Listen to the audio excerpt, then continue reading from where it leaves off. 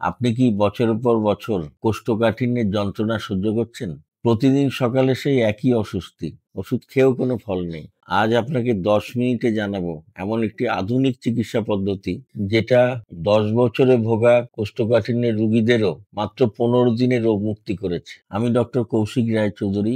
গত 37 বছরে প্রায় 20,000 রোগীকে কোষ্ঠকাঠিন্যের যন্ত্রণা থেকে মুক্ত করতে পেরেছি। এই ভিডিওতে আপনি জানবেন কেন কোষ্ঠকাঠিন্যের সমস্যা সাধারণ ওষুধে সম্পূর্ণ দূর হয় না, শরীরের ভিতরে আসলে কি ঘটে এবং কিভাবে আধুনিক ইউরোগাইনিক চিকিৎসার মাধ্যমে স্থায়ী সমাধান সম্ভব। এই জীবনে ডাক্তারি করতে এসে বহু অদ্ভুত অদ্ভুত ঘটনার সম্মুখীন হয়েছে, যেগুলো ভাবলে এখন আমার খুবই অদ্ভুত লাগে। যেমন একটি মেয়ে এলো, মাঝবয়সী মেয়ে, এই 35-36 বছর বয়স, তার দুটো বাচ্চা, নর্মাল ডেলিভারি হয়েছে ঘরে, গ্রামের দিকের মেয়ে। তারপরে বেশ কিছুদিন ধরে তার পায়খানার সমস্যা। আমার কাছে সে পায়খানার সমস্যার জন্য এসেছিল। তা আমি তাকে জিজ্ঞাসা করলাম যে, আচ্ছা, তুমি রোজ পায়খানা যাও তো?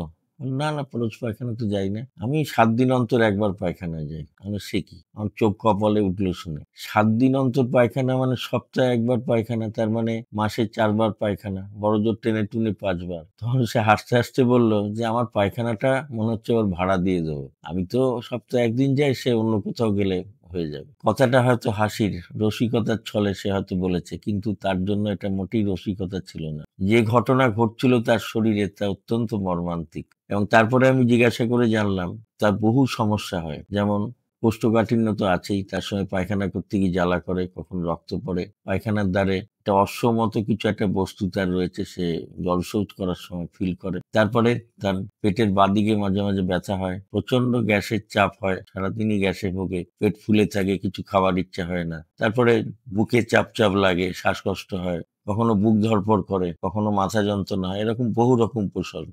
এবার আমি একটা একটা করে আপনাদের বলবো যে উপসর্গগুলো কেন হয় এবং তারপরে কি সমাধান আমি পরে বলবো। আচ্ছা, এবার কিছু ছবির মাধ্যমে আপনাদেরকে আমি বোঝাবো যে কেন কোষ্ঠকাঠিন্য এবং তার পরবর্তী কি কি সমস্যা হতে পারে। এটা মেয়েদের জরায়ু, আপনাদের আগেও ছবিতে দেখিয়েছি। এটা পেচ্ছাবের থলি, এটা পায়খানার রাস্তা, এটা ডিম্বাশয় তো জানেন, এটা মাসিকের ঘর, এটা কোমরের হাড়। আচ্ছা, এবার কি হয়েছে, মনে করুন একটা বাচ্চা এখান দিয়ে ডেলিভারি হলো, ডেলিভারির কারণে পেচ্ছাবের থলির সমস্যা হয়, জরার মুখে ঘাও, এগুলো আগে বলেছি। পায়খানার রাস্তাটা এখানে থাকে, সামনে একটা পর্দা থাকে যাকে বলে প্রিরেকটাল ফাসা। সেই প্রিরেকটাল ফাসা ছিঁড়ে পায়খানার রাস্তাটা নিচে নেমে আসে। মাসিকের ঘরের সঙ্গে একটা সম্পর্ক আছে, এখানে রেক্টোসিল বলে তৈরি হয়, যেটা ফুলে ওঠার জন্য, সেটা আমি বলেছি, সংক্ষেপে জানিয়ে দিলাম। এখানে কি হয় এবার দেখুন। পায়খানার রাস্তাটা নেমে আসার জন্য যখন পায়খানাটা পাস করে তখন মুখের কাছে আটকে যায়, বেরোতে চায় না, এবং শক্ত পায়খানা যখন ঘষা খেতে খেতে বেরোয় তখন এখানে নালি ঘা হয়, যাকে বলে অ্যানাল ফিসার। আর পরবর্তীকালে অ্যানাল ভেন বা শিরা ফুলে গিয়ে অশ্ব হতে পারে, সেই অশ্বের উপরে ইনফেকশন হয় অনেক সময়, এবং অশ্ব পেটে রক্তপাত হয় এবং নালিঘার জন্য পায়খানা জ্বালা করে। আর এবার পরবর্তীকালে যখন পায়খানা না হতে থাকে তার পরবর্তী ঘটনাগুলো কি কি হয়। পাকস্থলীতে গ্যাস জমে অম্বল গ্যাস হতে থাকে, পেট ভার ভার লাগে, শরীর ভালো লাগে না, এরকম চাপ চাপ লাগে পেটে। এবং তার পরবর্তীতে যখন পাকস্থলীতে গ্যাস জমতে থাকে তখন বুক আর পেটের মাঝখানে একটা পর্দা আছে, সেই পর্দায় ধাক্কা মারে, যার জন্য ফুসফুসে গিয়ে চাপ পড়ে এবং তাতে শ্বাসকষ্ট হয় এবং একটা কাশি হয়, দেখা গেছে। যে কাশি শুকনো কাশি বলে আপনাদের ডাক্তারি ভাষায় বা সাধারণ ভাষায়। আর লং স্ট্যান্ডিং কেস অনেক সময় দেখা যাচ্ছে মাথা যন্ত্রণা পর্যন্ত হতে পারে গ্যাসের চাপে। এই যে ঘটনাগুলো, সবচেয়ে মুশকিল হয় কি জানেন, এগুলো পেশেন্ট নিজেও বুঝতে পারে না যে কেন এগুলো হচ্ছে, তার বাড়ির লোকও বুঝতে পারে না, এবং ডাক্তারবাবুরও অনেক সময় বুঝতে পারেন না। তারা এক একটা ঘটনার জন্য আলাদাভাবে চিকিৎসা করেন। যেমন পায়খানা পরিষ্কার হচ্ছে না, পায়খানার ওষুধ দিয়ে দিলেন, কিছুদিন পায়খানা হলে ঠিকঠাক রইল, আবার দেখে সেই গ্যাসের ওষুধ দিনের পর দিন চলছে, কিন্তু সাময়িক গ্যাসের সমাধান হলো, পার্মানেন্ট কোনো সমাধান নেই। শুকনো কাশির কথা একটু আগে বলেছি, সেই শুকনো কাশিতে হাজারো রকমের কাশির ওষুধ খেয়ে, তার সঙ্গে অ্যান্টিবায়োটিক খেয়ে হয়রান হয়ে গিয়েও দেখা যাচ্ছে কাশি সারছে না।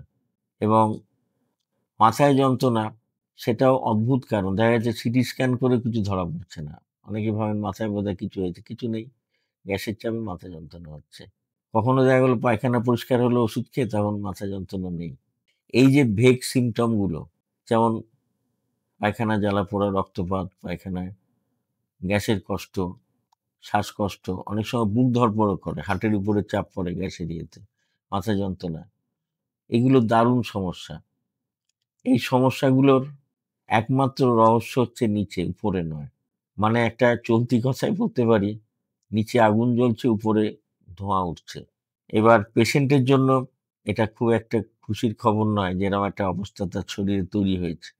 যখন চিকিৎসা করতে হবে, তখন চিকিৎসাটা কিন্তু শুরু হবে নিচ থেকে, উপর থেকে নয়। গাছের গোড়ায় জল দিলে গাছ বাঁচে, গাছের ডগায় জল দিলে গাছ বাঁচে না, এটাকে সবসময় মনে রাখতে হবে। কি চিকিৎসা?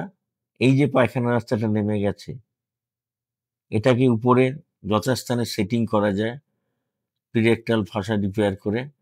এই অপারেশনকে পিএফআর বা পেলভিক ফ্লোর রিপেয়ার বলে, আমি অনেকবার বলেছি।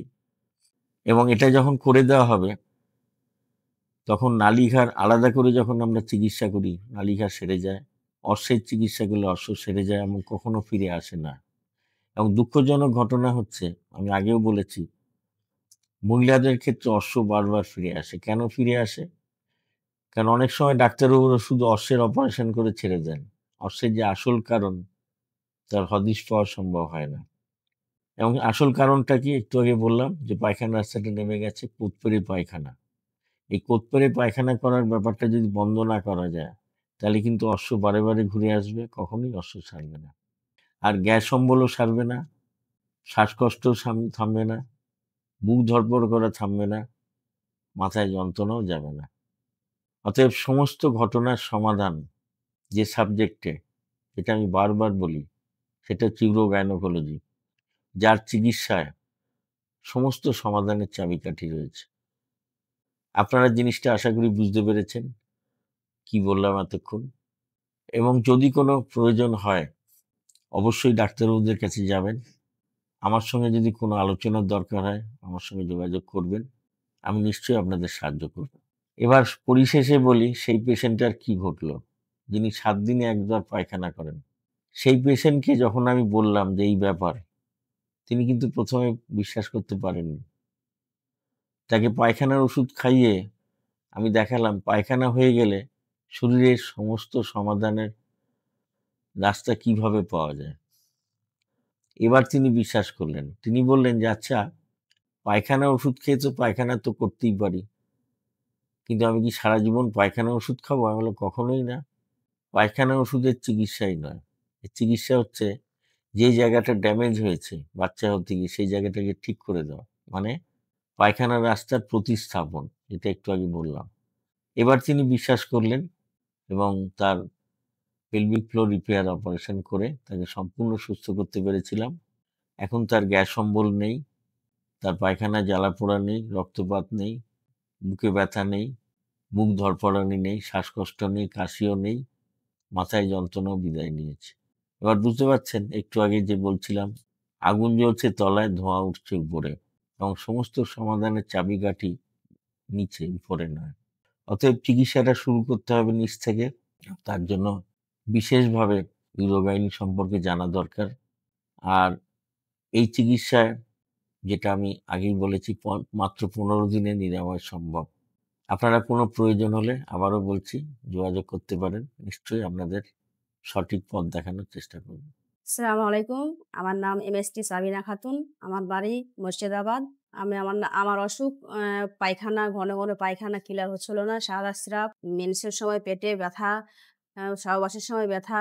আমি অনেক ডক্টর দেখিয়েছি, কিন্তু আমি সফলতা পাইনি। আমি ফেসবুক ঘেঁটে ডক্টর কৌশিক রায় চৌধুরীকে পাই। ডক্টর বলল অপারেশন করতে হবে। অপারেশন করে আমি পুরোপুরি সুস্থ আছি। তার জন্য অসংখ্য ধন্যবাদ ডক্টর কৌশিক রায় চৌধুরীকে।